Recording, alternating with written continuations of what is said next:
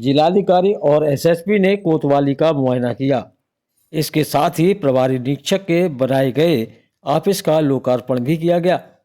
DM Shailendra Kumar Singh और SSP Shailesh Kumar Pandey ने कोतवाली का वार्षिकी निरीक्षण करने के बाद गणमान्य लोगों के साथ बैठक भी की। कोतवाली परिसर में बने कोतवाली प्रभारी के नवीन कार्यालय का भी लोकार्पण किया गया। एसएसपी ने मुआयने के दौरान कोतवाली कार्यालय का निरीक्षण किया, जिसमें थाना कार्यालय के महत्वपूर्ण अभिलेखों के रखरखाव, महिला हेल्प डेस्क, मालखाना, हवालात, मेस, बैरक, विवेचना कक्ष तथा आवास आदि का निरीक्षण किया। साथ अधीनस्थों को आवश्यक निर्देश भी दिए गए। निरीक्षण में कुछ छिटपुट खामियां मिलने को दूर करने के निर्देश भी दिए। एसएसपी ने कोतवाली में तैनात पुलिस कर्मियों से भी बातचीत कर उनके बारे में जानकारी की। इस मौके पर ट्विंकल जैन आईपीएस सहायक पुलिस अधीक्षक भी साथ में मौजूद रहीं। जिलाधिकारी महोदय का स्वागत करता हूं। मैं स्वागत करता हूं अपने कोतवाली क्षेत्र से आए हुए हमारे सभी सम्मानित साथीगण का, जो आज आप सभी यहाँ पर जन संवाद के इस कार्यक्रम में उपस्थित हैं। हम सभी अवगत हैं कि कानून व्यवस्था और अपराध नियंत्रण की सबसे बेसिक इकाई जनपद में थाना होती है और सबसे इम्पोर्टेंट इकाई थाना होती है। और थाने का फंक्शन सुचारू रूप से चले, इसके लिए आवश्यक है कि हम लोगों के बीच में रह के, लोगों का सहयोग लेके अपनी पुलिसिंग की व्यवस्था को हर अगले दिन पिछले दिन से बेहतर करने का प्रयास करें। मैं इस बात पे हमेशा जोर देता हूं कि पुलिसिंग आइसोलेशन में नहीं हो सकती। हम कितने भी किताबें पढ़ लें, चाहे वो कानून की किताबें हों, चाहे अन्य किताबें हों, कितनी भी पढ़ लें, कितनी भी ट्रेनिंग ले लें, परंतु जब हम फील्ड में आते हैं तो ये आवश्यक है कि हम जो क्षेत्रवासी हैं उनका पूरा सहयोग लें, क्योंकि साथियों हमारा कार्य जो है वो अनिश्चितताओं से घिरा होता है। किसके दिमाग में क्या चल रहा है, किस तरह की योजना बना रहा है, हम यहाँ थाने पर बैठे बैठे या गाड़ियों में पेट्रोलिंग करते करते नहीं पता लगा सकते। जब तक हमारी पकड़ प्रत्येक मोहल्ले, प्रत्येक गली, प्रत्येक चौक चौराहे पर ना हो, जहाँ पे हमारे वॉलंटियर्स के रूप में हमारे सभी पुलिस मित्र हों, जो बेहतर व्यवस्था स्थापित करने में आगे आके तमाम सूचना आसूचनाओं का आदान प्रदान स्थानीय पुलिस से करें। अपराधियों के बारे में जानकारी, असामाजिक तत्वों के बारे में जानकारी, अवैध गतिविधियों के बारे में जानकारी, ये सब हमें आम जनमानस से मिलता है। लोग अपने आसपास सतर्क रहते हैं और पुलिस पे विश्वास रहता है, तो वो सारी सूचनाएं वो शेयर करते हैं और वो सूचना हमारे लिए बहुत ही उपयोगी होती है। नेबरहुड पुलिसिंग का एक कॉन्सेप्ट है जिसमें इस बात पे जोर दिया जाता है कि हम जहां भी हैं अपने आसपास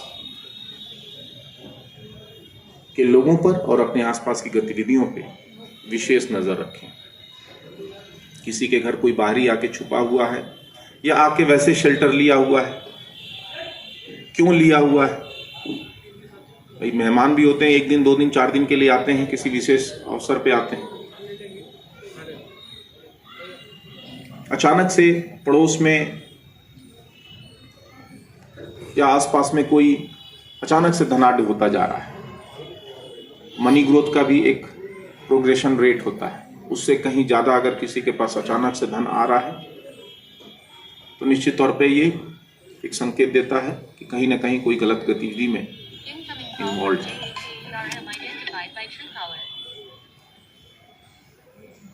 कहीं भी अवैध गतिविधि, जुआ, सट्टा, शराब, नशे का कारोबार ये अगर चल रहा है, हम अलर्ट रहे और इसकी सूचना दें।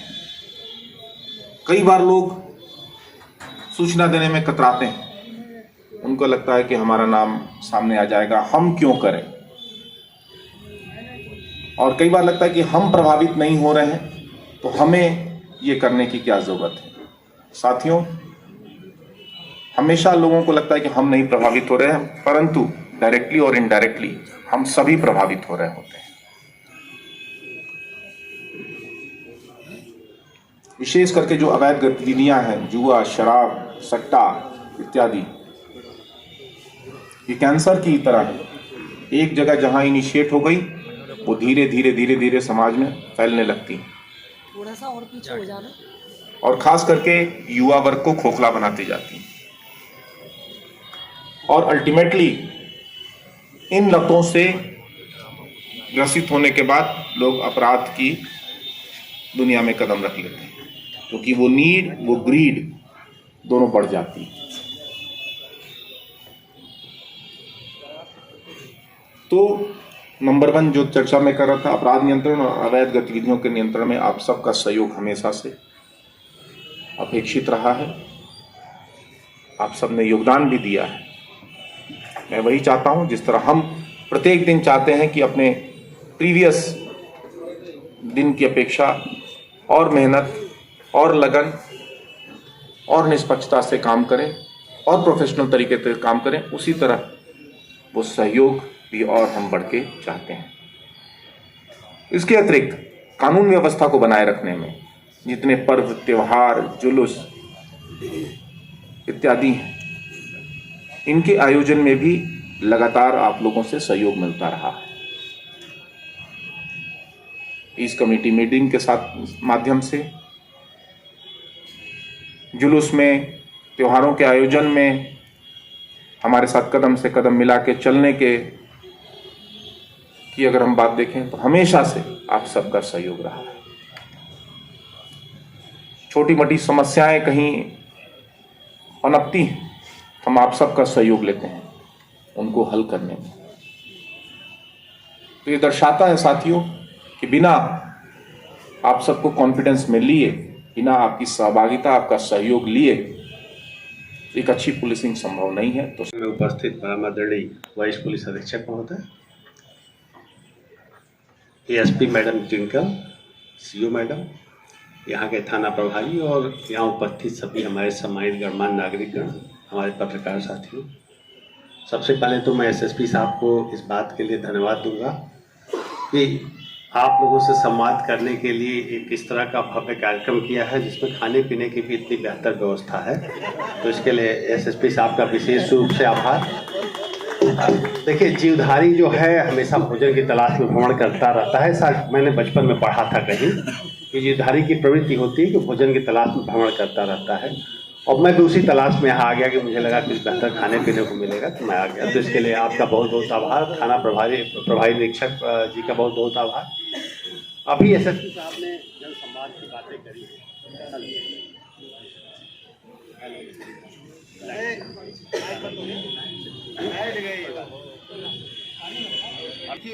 अगर हम इस जनपद की बात करें, इस शहर की बात करें, तो इस जनपद के बारे में या इस शहर के बारे में जितना कुछ आपको जानकारी है, शायद एसएसपी साहब को, हमें, या सीओ साहब को, या एसएचओ साहब को नहीं हो सकती है, क्योंकि इसी भूमि में आपका जन्म हुआ है, यहीं पे आपने ग्रोथ की है और आज इस मुकाम पर इसी जन्मभूमि में पहुँचे हैं। एक एक मोहल्ले, एक एक व्यक्ति, एक एक समस्याओं को आप जानते हैं और बेहतर ढंग से उसका क्या पॉसिबल सलूशन है भी आपको पता होता है। मैं एक छोटे से वाक़ये से अपनी बात रखना चाहूँगा कि जब मैं यहाँ पर नगर मजिस्ट्रेट था 2005 से 7 के बीच में, तो होली गेट के अंदर अक्सर पानी भर जाया करता था। सीवर लाइन ब्लॉक हो जाती थी और पानी भर जाता था। और जब पानी भरता था तो निश्चित रूप से समाचार पत्रों में फिर अच्छी खासी हमारी उसमें बड़ाई छपती थी कि इस तरह से हम प्रशासन काम कर रहा है। मैं लगातार परेशान होता था, 15-15, 20-20 दिन पानी भरा रहता था कि मैं करूं क्या इसके लिए। होली गेट पे एक दिन खड़ा था, भगवान से प्रार्थना कर रहा था कुछ तो रास्ता सुझाओ, मान सम्मान बचा रहे किसी तरह से। अब मुझे नाम नहीं याद है, एक बुजुर्गवार से व्यक्ति हमारे सामने आए और उन्होंने कहा आप क्यों परेशान हो। मैंने उनको समस्या बताई तो उन्होंने कहा आप परेशान न हो, आप ऐसा करो कि जो डाट का नाला लगा हुआ है ब्रिटिश पीरियड का बना है, आप इसको ऊपर से तोड़वा के साफ करा दो। समस्या आपको ये आएगी, 1-2 दुकानदारों ने उस पर कब्जा कर रखा है, उन दुकानों के नीचे से आपको नाला साफ करना पड़ेगा। और उस समय नगर पालिका की स्थिति ये थी कि जब मैंने चार्ज लिया था तो मुझे ये नहीं पता था कि हमारी गाड़ियों में डीजल और पेट्रोल कैसे भराया जाएगा, क्योंकि हमारी क्रेडिबिलिटी इतनी अच्छी थी कि कोई हमें एक ग्रीन कागज़ देने को भी तैयार नहीं था। नगर पालिका के नाम पे कोई कहता था भाई कुछ भी नहीं देंगे, क्योंकि आप लोग बकाया देते नहीं हो, आप लोग ले लेते हो पैसा, सामान ले लेते हो, चिंता नहीं करते। तो मैंने उनकी बात को सोचा, मैंने सोचा नया नाला बनवाऊंगा, पता नहीं सफल होगा कि नहीं सफल होगा, फिर लोग कहेंगे पैसे सब आ गए लोग और काम भी नहीं हुआ। मैंने उस नाले को तोड़वाया और उसको साफ करा दिया और उसके बाद काफ़ी समय तक वहाँ पे होली गेट का जो सिविल लाइन का ब्लॉकेज था खत्म हो गया। मतलब एक व्यक्ति जो इंजीनियर नहीं था, जो कोई सब्जेक्ट मैटर स्पेशलिस्ट नहीं था, लेकिन चूंकि वहाँ पे वो रहे थे, उन्होंने देखा था उस नाले को, तो उनको लगा कि अगर इस काम को कराया जाए तो हो जाएगा। तो आप लोगों की ये महत्ता होती है कि आप लोगों को हर चीज़ की जानकारी होती है, उसका हल क्या है, एक संभावित उपाय भी आपके सामने होता है। देखिए, किसी भी अगर हम जनपद के विकास की बात करें तो 2 चीज़ें बेहद जरूरी होती हैं।